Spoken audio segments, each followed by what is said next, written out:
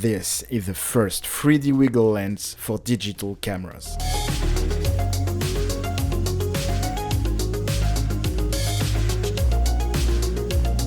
Recently, some popular music videos used a weird 3D effect.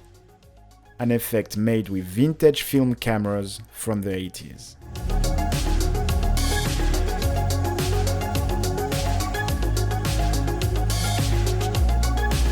These two models take 4 photos at the same time on film. And after a quick edit in Photoshop, you get this 3D wiggle effect.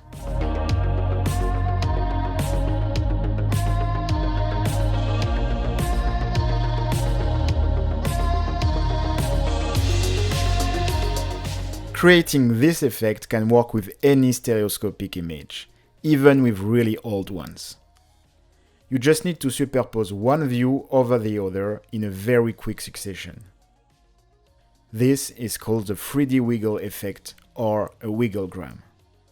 But these two models are only capable of shooting film. There was no way to get the same effect on a digital camera until today. One of the first portable 3D camera was introduced in 1904. The glyphoscope was used during the First World War by soldiers. Images were captured on glass plates like this one. Later, in the 50s, the Stereo Realist was the most popular 35mm stereo camera ever manufactured. And with the popularity of 35mm film cameras, stereo photography became easier to practice for the everyday photographer. Made to be adapted in front of the main lens of a film camera, the Stereax is made of 4 mirrors that reflect 2 separate views on the same frame of your film.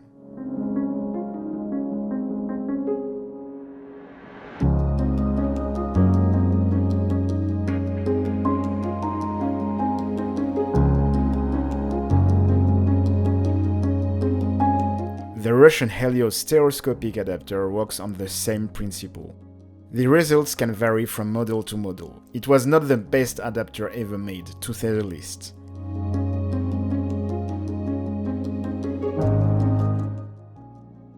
Pentax made this stereoscopic adapter for the Takumar series.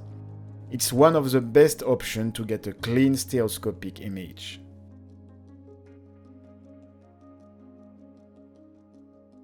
The 80s saw a minor revival of stereoscopic photography when several point-and-shoot stereo cameras were introduced that added more lenses to give a stronger parallax effect.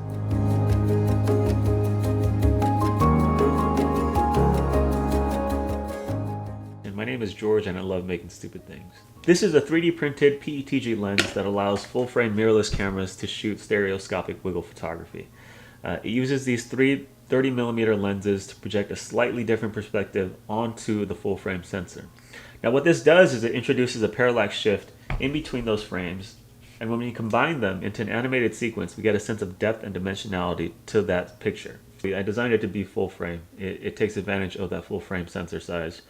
On an APS-C sensor, I'm going to be using 2 lenses to take advantage of the smaller size to get the most image possible per frame. George was kind enough to send me one lens to test, so here are some of my first results.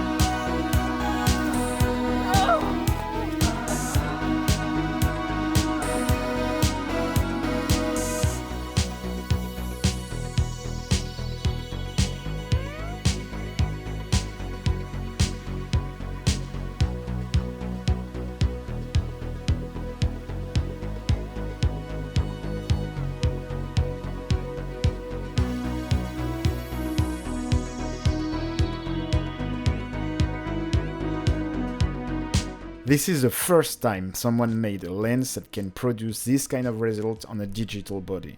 George Moore, the creator of this lens, managed to create something really unique. You need to remember this is a lens made by an individual with a 3D printer and not a big company. I think this project is fantastic, and even if the results are not perfect yet, I can't wait to see what people will create with this new option. If you want to see more behind the scenes and mini tutorials, please follow me on Instagram.